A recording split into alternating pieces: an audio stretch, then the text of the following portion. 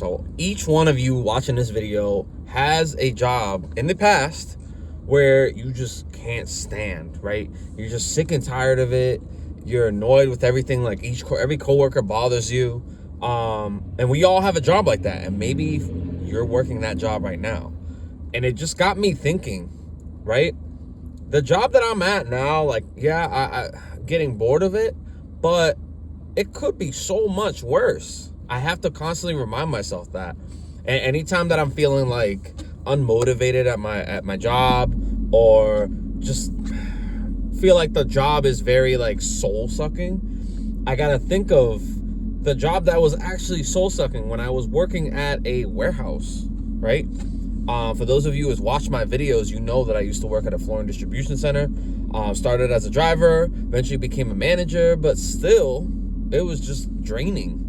Like, I feel like I was working my life away. Now, a job's a job, right? I don't want to sound like I'm complaining or anything like that, but I just want to give you guys kind of like an idea and ways to kind of work around that mindset. Because if it were up to anybody, right? If they told you that the current job that you're working at just all of a sudden stops, right? They don't pay you, but you can still do the job if you want to help the company, but they're not going to pay you. Would you still do that job? And not to get too into it, but just recently, the 27th of January, there was an executive order halting any I think it was federal government funding. So if you're in school, if you're getting food stamps, WIC, any sort of financial assistance from the federal government, all that's getting halted, right?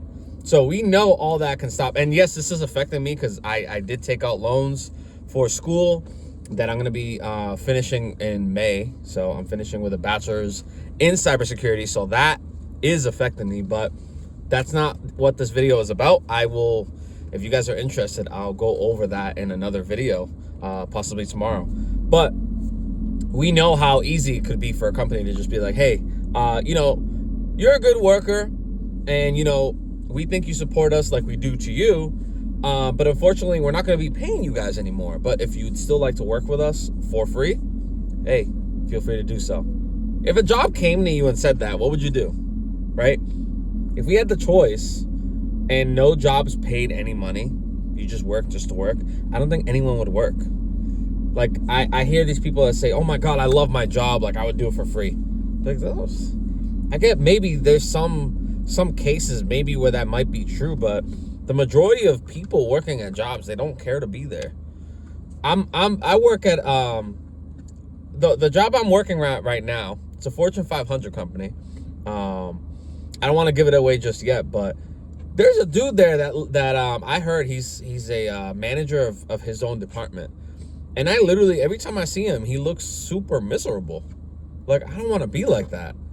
I want to work, right? But doing something that I like to do. That's why I'm in school trying to pursue the cybersecurity degree, to get into a field that actually interests me. Like, I'm actually interested in cybersecurity. Back when I was doing personal training, fitness coaching, I enjoyed working at the gym. Like, that was fun for me, right? But working these side quest jobs where it's like warehouse, my first job ever, McDonald's, when I was right out of high school, or I was still in high school, I was 17. What other jobs? Like, any of these jobs, sales jobs, like, those are side quest jobs to me, right? Those are jobs to get you from one point to another, right? And then once you get to your goal job, which is the job that you want to work at, then you're good. But when, in the meantime, when you're stuck at a job that you don't care for, you don't care what the job is about, the work doesn't really interest you, like, some parts might be interesting, but the end result of whatever the job entails doesn't really interest you, then odds are that you're not going to last at that job, because mentally you're just going to check out. You're not going to want to talk to people. You're not going to want to be like, you'll probably still help people and stuff, but you're probably just going to be kind of checked out mentally. And that's what happened to me when I was at that warehouse job, because like I said, I have to constantly remind myself how bad that was. Because any future crappy situation that happens at a job, I'm always going to think about that warehouse job that I was at. Yeah, we got to visit different cities every single day, but it was very physically and eventually it became mentally taxing to the point where they'd be like, oh, this customer, they want it all on the 4th floor. Mentally, I'm just like, all right, I know I'm physically going to be exhausted, but mentally, I literally remember that job, right? Anytime I'd have like a 3rd, 4th floor, we wouldn't pass it through the window. There were times where we were able to do that, but half of the jobs didn't have a lull, which is the machine that you can kind of shoot yourself up to the 3rd, 4th, 5th floor, but externally, like it kind of just shoots you up, right? And the thing is, we couldn't really have too much weight on those things. So these bundles ranging anywhere from 70 to 100 pounds, if we're trying to do 5, 10 of those, like maybe that might exceed the weight limit. So anyways, I always think anytime I have a crappy situation at any future job that I'm at, I always think of that one job, right? That one job that I completely hated after a while. I was there for 5 years. I should have left at 2 years. But all that time, every single day, every time I do an order, right, for a customer, I just mentally be thinking like, how much longer? Like, how much can I take of this? How much longer am I gonna, like, do this for? Like, is it worth it? And looking back now, it wasn't worth it. It wasn't worth it. And the thing is too, like the person that I am, I don't want to screw over the company. So it's like, I don't want to leave and then they have to find someone else. But I had to tell myself, like, that's not my responsibility for them to go find somebody else. Right. And this job, and I'm always grateful for the job. Right. But there were some things that just bothered me about that job, not to get too into it, but like, for example, there'd be some jobs, I think I mentioned this on one of my older videos, where we go to a customer and maybe their community or something required a code. We would not even get that code, but we knew we needed a code. So the customer order was scheduled for a certain time period, and I'm like, hey, like, I think we need a code for this community. And we get there and hit the office up and say, try calling the customer. It's like, dude, you guys are in the office. Why can't you guys just try calling the customer, or just get the information beforehand? That way, when we get to meet the customer, geez, I can't even talk. When we get to meet the customer, it's not a hassle, right? We're there to deliver and to drop off this flooring. We're not here to do customer service and to reach out for this person, get a payment. Like, no, like, get that information, like, in the first place, so that we don't have to do your job. I can't even talk right now. I'm literally like talking, but I'm also thinking and putting myself in those situations that I was years ago. Like, that job was so miserable. And the owner was cool. When there was no work, we had the ability to leave. I did gig work at that time as well, so if it was ever slow, I can make money doing something else. But if you were staying there, you had to clean like bathrooms, sweep the floors. I'm not doing all that. Nothing against janitors or anything like that, but it's like, that's not what I'm hired to do. So if my job is done, like, if it's cool, like, I'd rather just head out. And I wouldn't go home. Like I said, I'd always try to make that money that I would make at the job through gig work, right? But guys, if you're in a situation like that, where you literally feel like you're at a dead end job, you don't feel like you're progressing, or you feel like the job that you're currently doing now is really bad, just try to think of a time where you've had another job that was worse, because that'll help you get through whatever the situations are. Now, there are points where you get to that maybe the job is just too much, right? Whatever job that you're at now, maybe this method doesn't work for you, right? Just find something else. Find something else that aligns a little more closely to what you eventually want to do, or want to become, or want to get into, right? So If you're in a warehouse job right now, I suggest you try to figure out what is your thing. What's your strength? What's your superpower, right? And focus on that. Study that. Find something that interests you, and upgrade yourself as a person. Because a lot of times it's so easy to get complacent and stuck at a job. That's how I personally stayed an extra 3 years at a job, because I literally was comfortable and I was afraid of leaving and getting rid of that stable income, right? You can't have that mindset.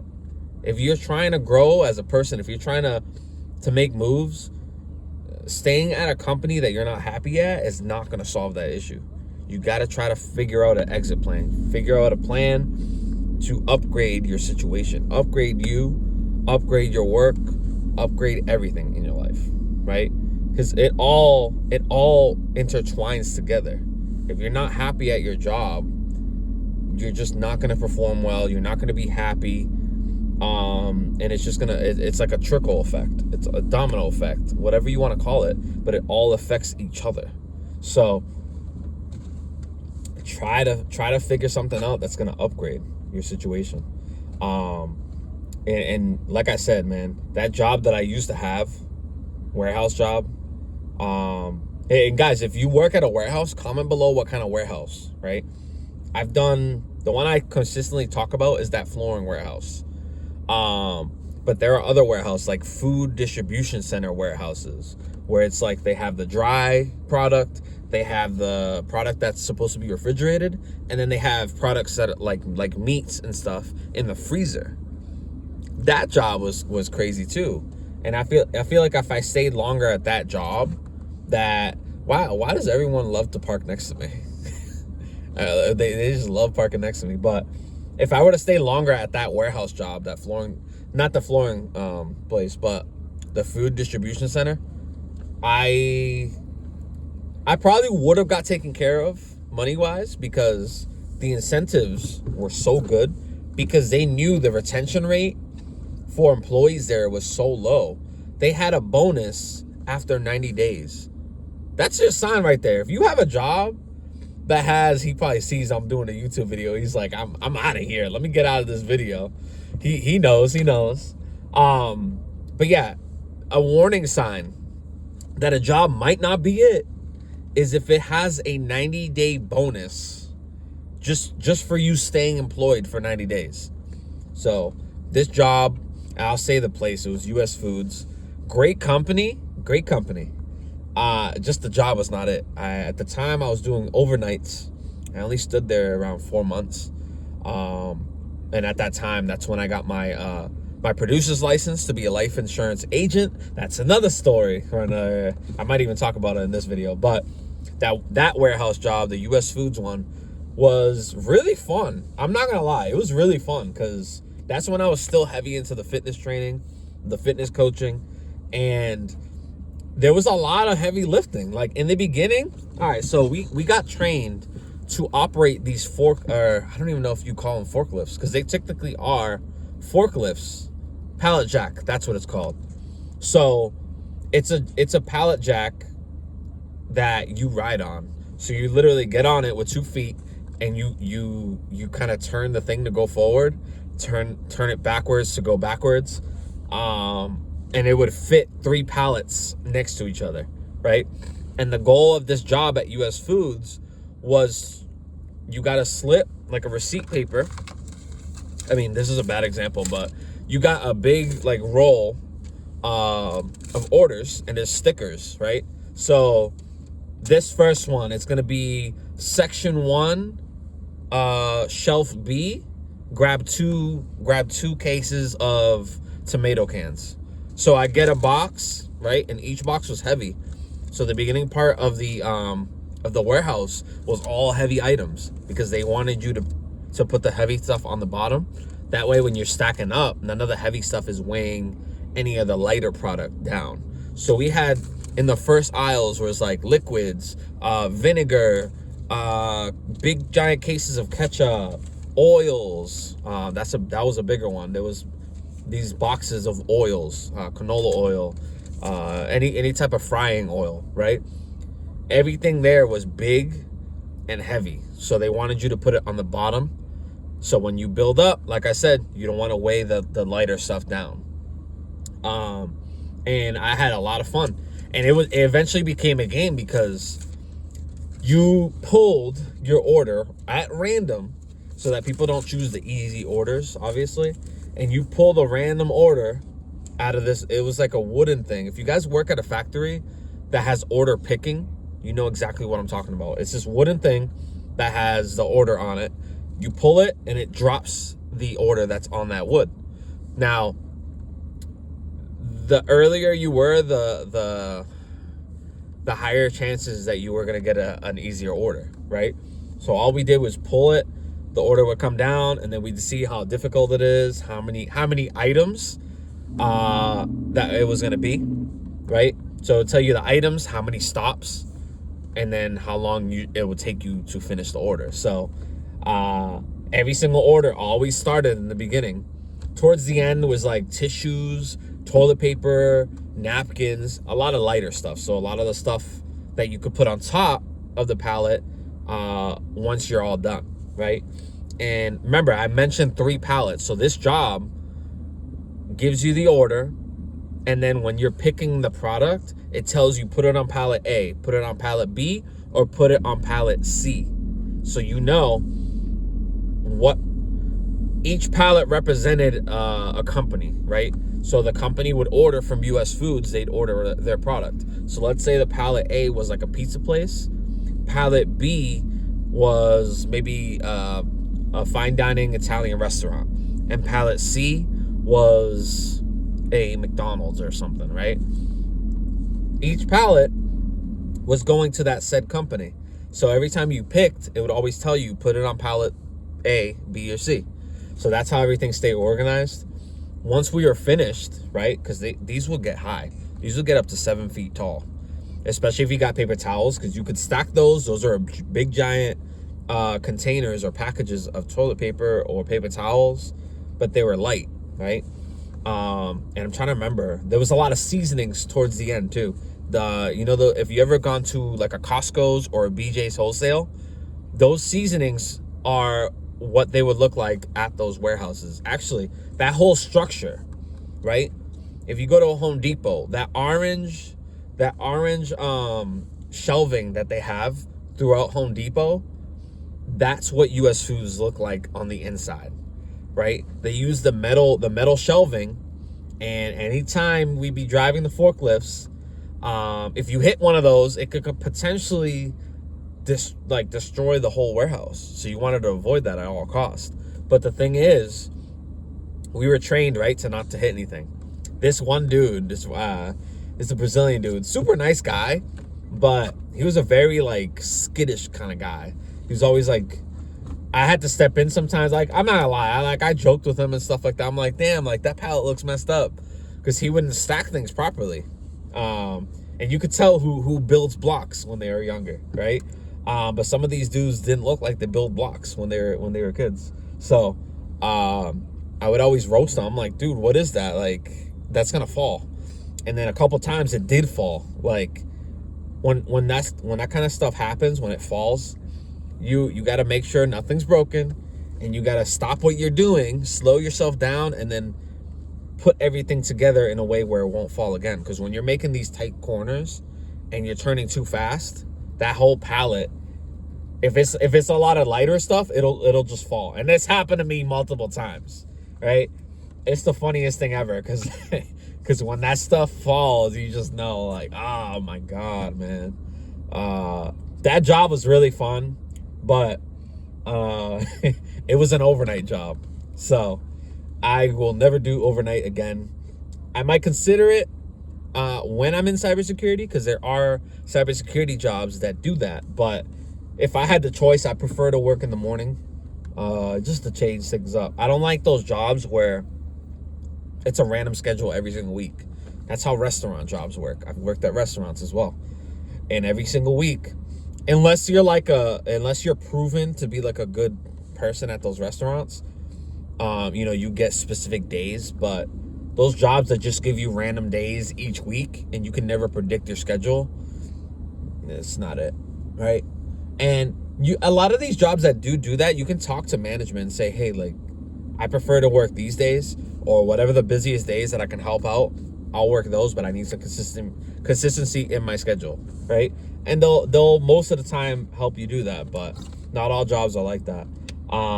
But guys, this video is approaching 20 minutes. I don't want to go too long, but again, if you are in a job that you feel like is the crappiest job out there, you just feel like you're not making moves, always try to remind yourself, if you've had a job in the past that's worse than what you're doing, try to remember where you started, right?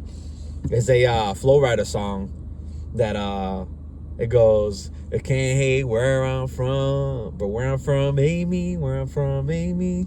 Talking about roots. I'm talking about roots. Yeah, yeah. This is really cringy, but yeah, that song I literally play in my head. I'm talking about roots. Can't hate where I'm from. Anytime I'm at a shitty, like a crappy job, I don't know if I can swear on YouTube. Anytime I'm in a crappy job, I always think about where I came from, right? This isn't some like sappy kind of thing, but like, just remember, it's always been worse at another job. Not everyone can relate to that, but a lot of people have had a crappier job than where they are currently. Because you obviously left that previous job for a reason. Maybe you left it because maybe they paid better at this one, or you just had a bad experience at that one. But always remind yourself, if you're not feeling motivated, remember, you left the previous job for a reason. If it was for a reason of like you're just not feeling it, then try to think of that. So hopefully that helps you guys. I will catch you guys on the next one. I got a video coming out tomorrow, and stay tuned, guys. Take care.